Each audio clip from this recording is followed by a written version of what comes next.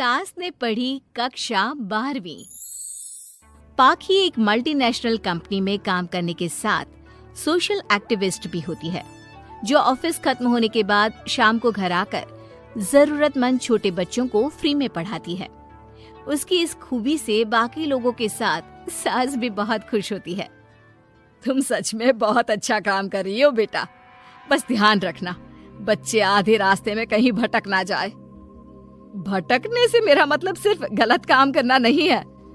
कोई घर की जरूरत के लिए नौकरी करने लगे या किसी के घर वाले उसकी शादी करा दे, यह भी तो मंजिल से भटकना ही होता है ना। वाओ मम्मी, मुझे नहीं पता था कि आप पढ़ाई को लेकर इतनी पर्टिकुलर हो, पर फिक्र मत कीजिए, इनके साथ ऐसा कुछ नहीं होगा। बहू की बात पर मुस्कुराकर सास चली जाती है और पाखी बच्चों को पढ़ाने में बिजी हो जाती है। उसी रात पाखी और विराट साथ बैठकर बातें कर रहे होते हैं, जिसमें बहू सास की पढ़ाई को लेकर नजरिए का विराट के सामने जिक्र करती है। हाँ, मुझे सब पता है। ऐसे ही नहीं ये नालायक लड़का इतना पढ़ लिया, वो मम्मी ही तो है जिन्होंने बचपन से खाना खाया या नहीं से ज्यादा पढ़ाई की या नहीं पूछ पूछ कर मुझे इतना पढ़ने पर मजबूर कर दिया। वो हमेशा मुझे पढ़ाई और सेल्फ इंडिपेंडेंट होने की इम्पोर्टेंस याद दिलाती रही, और आज मेरी ये सरकारी नौकरी, इतनी अच्छी पोस्ट, उसी का तो नतीजा है। वाह, अगर मम्मी इतनी पढ़ी लिखी है तो कोई जॉब क्यों नहीं करती, और अगर जॉब नहीं करती तो मेरे साथ बच्चों को ही पढ़ा ले। तुम्हें किसने बोला कि मम्मी पढ़ी हुई हैं?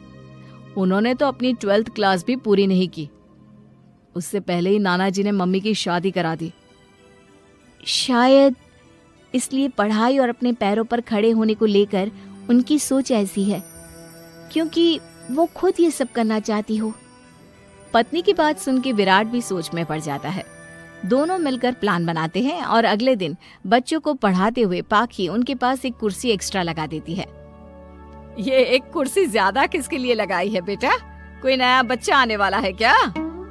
हाँ जी, आज से मेरी एक नई बच्ची मेरे पास, यानी कि मेरी सास, दोबारा पढ़ाई शुरू करने वाली है। अरे क्या पागल जैसी बात कर रही है?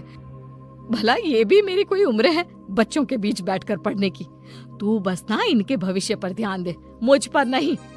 मम्मी, सीखने की कोई उम्र नहीं होती, बस इच्छा होती है, और मुझे पता है कि आपके अंदर वो इच्छा आज भी जिंदा है। अरे तू बस अपने काम और इन बच्चों पर ध्यान दे। यहाँ बस सबको बोलने से मतलब है, किसी को नहीं सोचना। अगर बात बाहर निकली तो समाज क्या सोचेगा और परिवार का कितना नाम बदनाम होगा।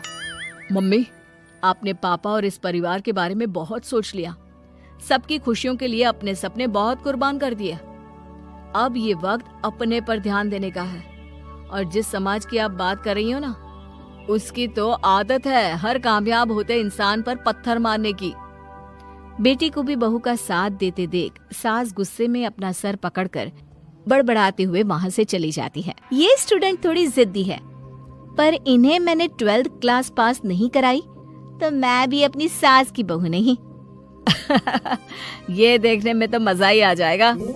इसी के साथ पति पत्नी मिलकर सास को पढ़ाने के मिशन पर लग जाते हैं, लेकिन सास उनकी हर कोशिश को नाकाम कर देती है। एक शाम विराट अपनी मम्मी के लिए 12th क्लास की बुक्स लेकर आता है, जिन्हें देखकर इस बार सास का गुस्सा उन दोनों पर मानो फूट ही पड़ता है। अरे तुम दोनों का दिमाग खराब हो गया है क्या, जो ये बेवजह की जिद पकड़े बैठ गए हो? मैंने एक बार बोल दिया ना, मुझे कोई पढ़ाई नहीं करनी। इसके बाद मेरी पढ़ाई को लेकर मुझे घर में कोई जिक्र नहीं चाहिए। पोता पोती पकड़ने की उम्र में किताबें पकड़ूंगी तो अच्छी लगूंगी क्या? अरे परिवार का मजाक बन जाएगा। मम्मी, पोते पोती आप पढ़ने के बाद भी तो खिला सकती हो। और रही मजाक बनाने वाले लोगों की बात, तो उनके पास खुद का कोई सपना होता नहीं, इसलिए दूसरों की उड़ान रोकने की कोशिश करते रहते हैं। बस एक बार माँ, आप कोशिश तो करो। अगर अच्छा नहीं लगा तो हम दोबारा कभी नहीं बोलेंगे।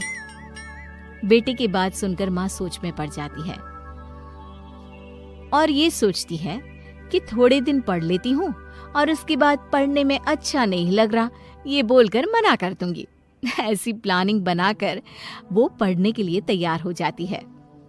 मौके का फायदा उठाकर तुरंत वे लोग सास का ओपन से 12th में एडमिशन करा देते हैं।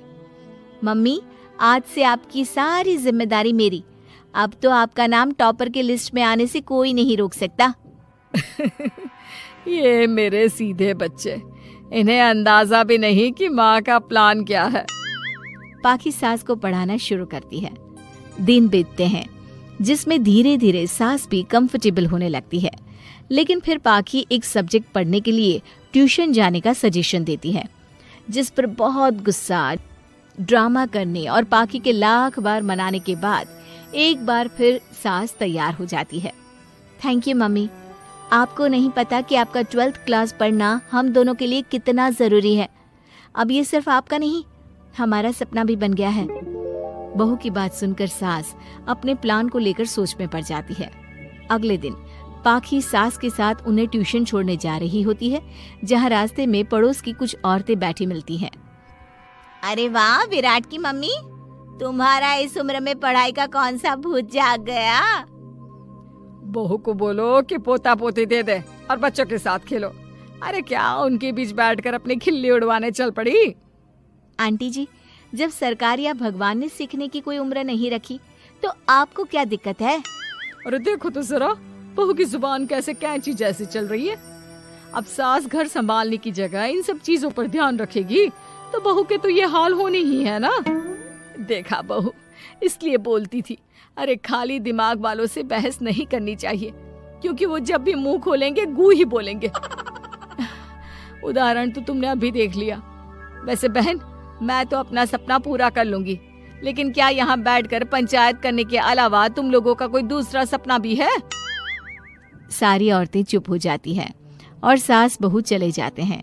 अब सास के अंदर पढ़ने की इच्छा जाग उठती है और वो अपना प्लान छोड़ मन लगाकर पढ़ाई करना शुरू कर देती है। देखते ही देखते 1 साल बीतता है और बोर्ड एग्जाम शुरू हो जाते हैं। मम्मी, एग्जाम के लिए जाने से पहले जल्दी से ये दही शक्कर खा लो। अरे चल पागल, ये सब बच्चों के लिए होता है। अभी आप भी हमारे लिए स्कूल में एग्जाम देने वाली बच्ची ही तो हो। बच्चों का प्यार देखकर सासू माँ खुश हो जाती है और दही शक्कर खाकर विराट के साथ घर से निकल जाती है, जो मम्मी को एग्जाम सेंटर पर छोड़ ऑफिस चला जाता है। इसी तरह समय बीतता है और एग्जाम खत्म होने के बाद देखते ही देखते रिजल्ट भी आ जाता है। मेरी टॉपर माँ, तुमने तो तहलका मचा दिया। हर तरफ तुम्हारे ही चर्चे हैं। घर वाले ये खुशी मना रहे होते हैं कि वही औरतें उनके घर आती हैं। अरे पंचायत की टोली, आज मेरे घर कैसे? बस तुम्हें सॉरी और थैंक यू बोलने आए हैं। उस दिन तुम्हारी बातों और आज तुम्हारे काम ने हमें ये सिखाया कि सपने पूरे करने की कोई उम्र नहीं होती। इसलिए अब हम भी शादी, परिवार, बच्चे और न जाने कितनी वजहों से अधूरे छूटे सपनों को पूरा करेंगे बहन जी।